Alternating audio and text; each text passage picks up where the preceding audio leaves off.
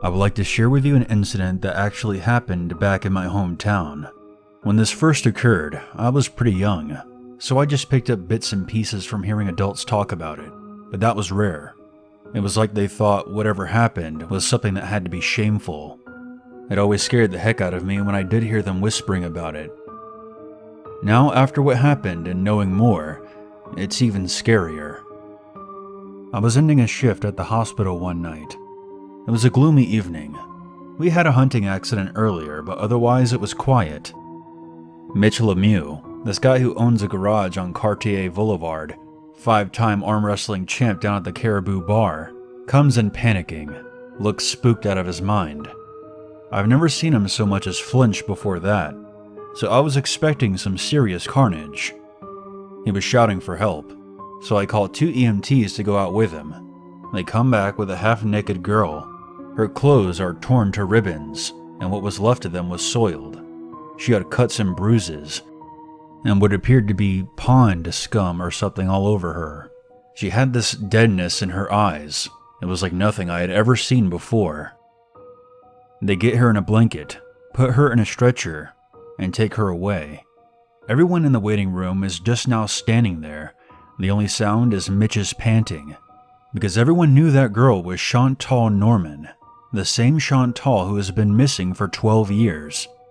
Since then, I have found out more details about her disappearance. I had to. I got specifics wherever possible, and I'm going to lay them out here.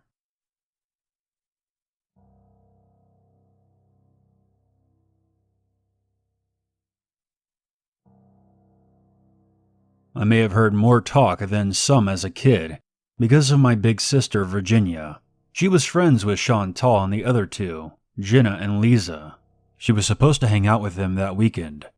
I remember she wouldn't stop talking about it all week. I guess Chantal's parents were out of town, so she was excited.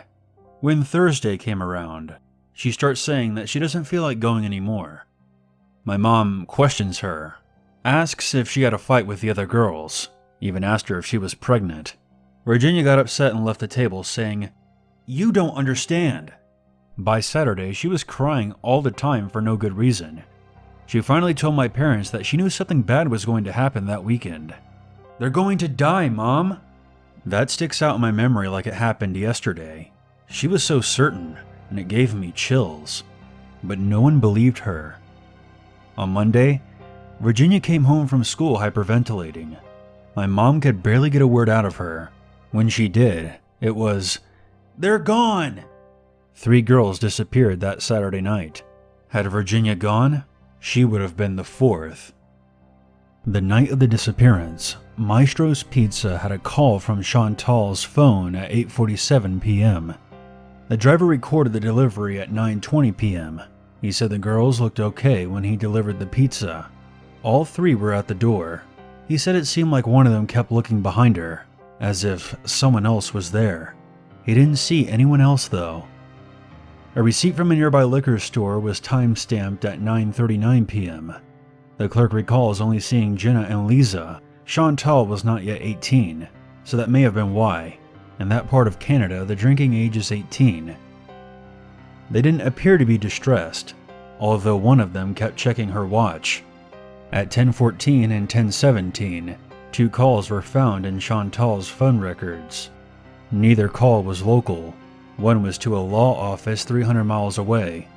The recorded voicemail was 1 minute and 16 seconds of breathing. The second call was to a residence on Prince Edward Island.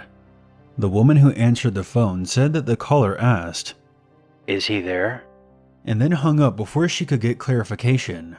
She never heard of Chantal and had no idea why she would be calling her. The law office said the same. That was the last time anyone heard from the 3 of them. At 11:29 p.m., a 911 call was placed from an unknown number. A woman is heard whispering, "Send someone, please." And when the dispatcher asks where, she says, "We don't know." And the call drops. None of the parents could say for sure if the voice belonged to any of their daughters. The next day, after not being able to reach her daughter, Lisa's mother calls for a wellness check. At 5:45 p.m. on Sunday, the police arrive. Sean Tall's home is locked up. There are no signs of a break-in or struggle. The alarm system was in home mode. The cars were still parked outside. The girls' phones had been left on the table. One was even left charging. None had been stolen. Slices of pizza were still on the coffee table, partially eaten.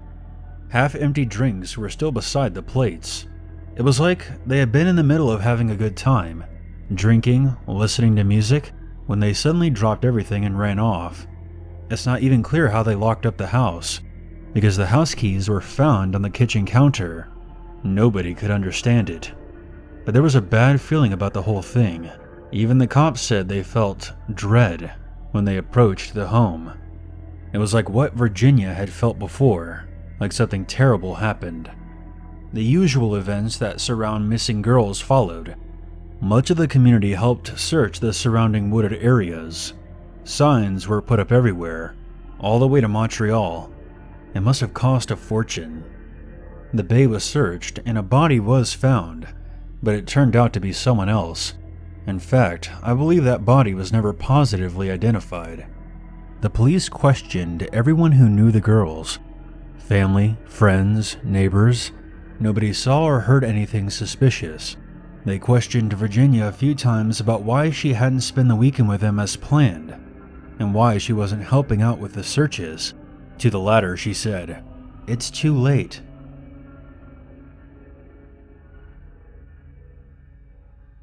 This is when the weird stuff started to come out. I think all cases that are low on leads will have some share of strange tips that go nowhere. But in this case, they went somewhere. This is the stuff that made people not so keen to talk about it.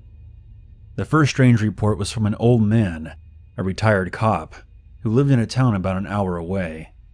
The night the girls disappeared, he said he was having trouble sleeping. This was around 1 a.m., according to him.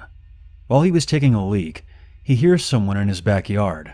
It sounded like it might have been giggling. Figuring that it was kids messing around, he goes outside with a baseball bat to scare them off. When he gets to his backyard, which backs up to a tree line, he saw 3 girls holding hands, running single file into the woods. He ran after them. There's a lot of woods back there, and he was afraid that they would get lost or injured. When he got back there, he couldn't find them. They were gone. He felt embarrassed about the whole thing, so he kept it to himself until he heard about the 3 girls that had gone missing. A search was conducted in that area. Dogs were brought in, but nothing was ever found to say that the girls had actually been there. It creeps me out just thinking about it. If it was them, why would they be there? It's a long walk from Chantal's home to this town. Why walk all that way just to wander around in the forest? Chantal's parents were questioned repeatedly if they had received demands. Someone said they witnessed Chantal's father meeting with some men dressed in black suits the week before the girls disappeared. They were getting into a black car when he saw them. Chantal's dad was a roofing contractor, so top-secret meetings weren't really his thing. He denied it at first, but later said that they were hardware salesmen. Why did he start off by lying? What hardware salesman conduct business in a black car with tinted windows? It didn't help their case that Chantal's mother believed that the girls were dead. She said it was because of something that happened the night that the girls disappeared. At the hotel she was staying at, 3 birds flew into the lobby. The hotel staff got a 40-foot ladder to get the birds down, but when they got up there, they were nowhere to be seen. She believed that the 3 birds were spirits of the girls, and claims that they're with God now. That's what she used to tell people. I guess that brought her some comfort. Someone told Virginia about it, and she said, they are nowhere near God. Some people shared that opinion, because when police went through their search history, there was a lot of odd stuff that you wouldn't expect popular cheerleader types to be into. There was a lot of stuff about the occult and conspiracy theories. One weird search phrase stood out on the report, quote, "Can a TV signal make you do things?" The last item in Chantal's search history, conducted at 10:01 p.m., was for a mountain cottage in Arkansas. They were contacted by someone with the handle The Prince. Not many details of those interactions came out. Someone in the police department told me that this online user was instructing the girls to do things. I found out that one of these things involved Virginia. He wanted them to bring her out to this old woodshed back behind a yellow house on Nelson Road. This was supposed to happen the night that they disappeared. What do you think what would have happened to your sister if she had went that night? The look in his eyes told me that this was something that kept him up at night. They were never able to track down who the Prince was. From what I understand, the efforts to contact him failed. Mutual friends of Chantal overheard her talking about someone named Vincenzo in the weeks leading up to the disappearance. However, it was another dead end. Other sightings of the girls were reported everywhere, sometimes locally, but claims came from as far as Vancouver and even Australia. Sometimes walking along roadsides or at the beach. Someone said he was sure it was Chantal who begged him for money in Toronto. Someone else said that they saw the girls walking along a street while on vacation in Mexico. The strangest was a guy who had photos that he and his wife had taken at a party. In the background, there was 3 girls who looked just like them. The thing is, these photos were taken at a watch party for the fall of the Berlin Wall. The girls were just infants at the time that those pictures were taken. There was many mysterious things surrounding this case. Why did they disappear? How did they manage to get to all these places? Was someone else involved? Were they dead? The odds of them still being alive were extremely low. Nobody believed that we would ever see them again. With the reappearance of Chantal, the question now was, where had they been for the past 12 years, and where are the others?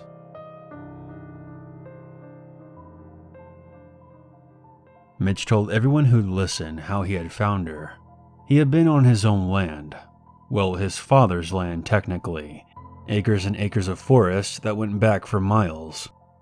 He was deer hunting and was up in a stand way back there having a few beers. He saw some movement far off in the trees. He was ready to take a shot, but something made him stop. It was just the way it was moving. Too slow and unsteady for a deer, even a wounded one. It kept coming closer to where he was, and he could see that it was a person. Normally he would have been furious about someone trespassing, but this was just too weird. They slowly walked straight towards the tree where his stand was in, and he could now see that it was a half-naked, bruised-up girl.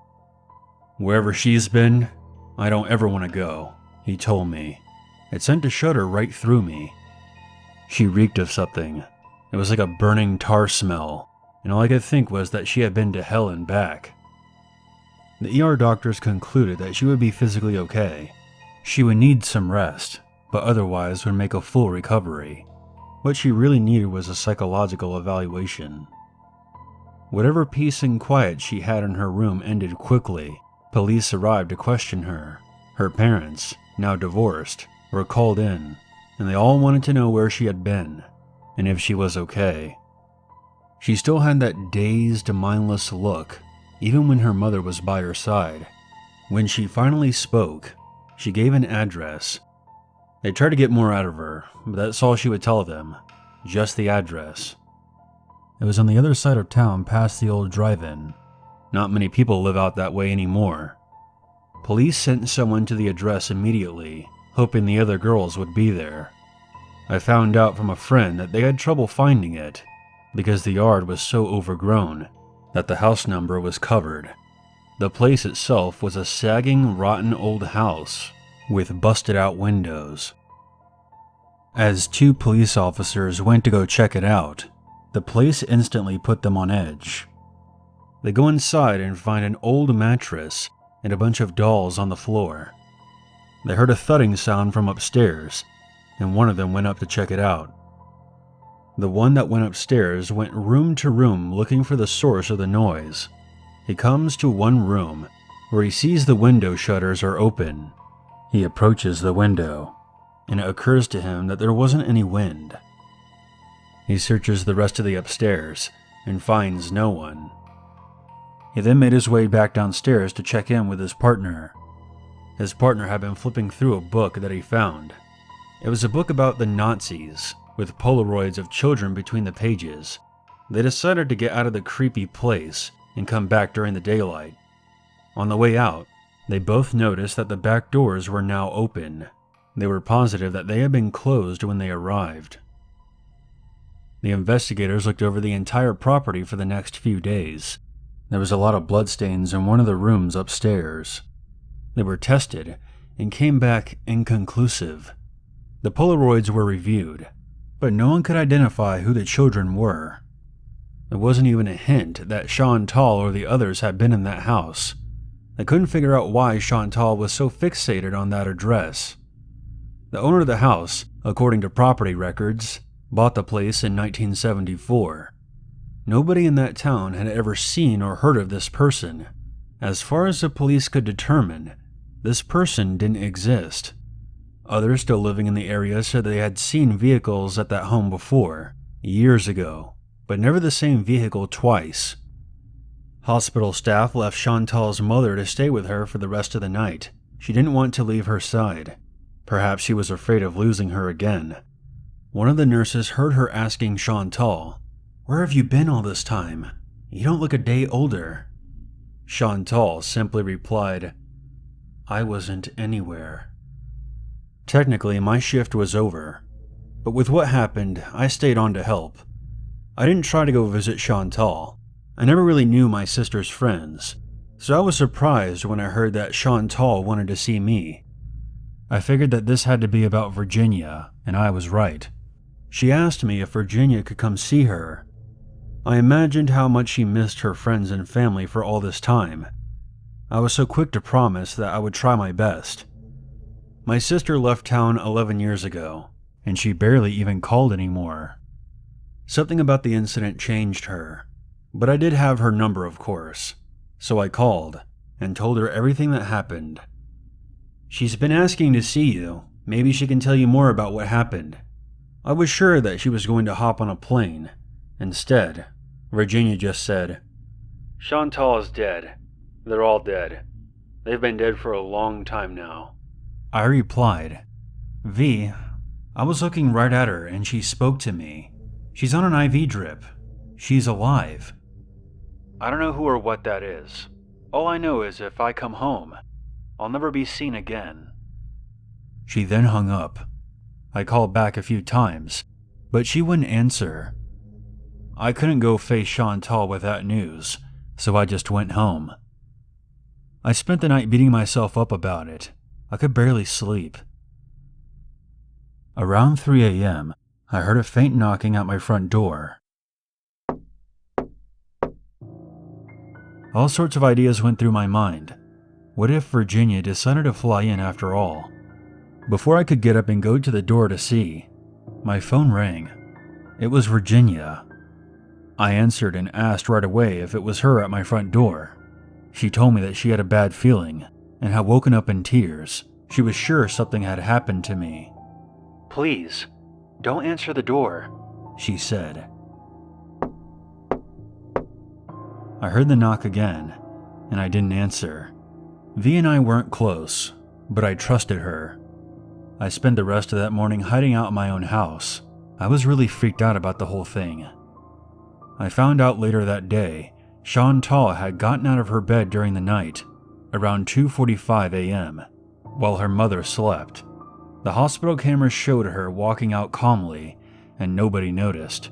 And just like that, she disappeared again. Nobody has seen her since. No idea where she went after leaving the hospital, and still having no idea where she had been for the past 12 years. There have been searches, but I'm sure it'll all be dead ends again.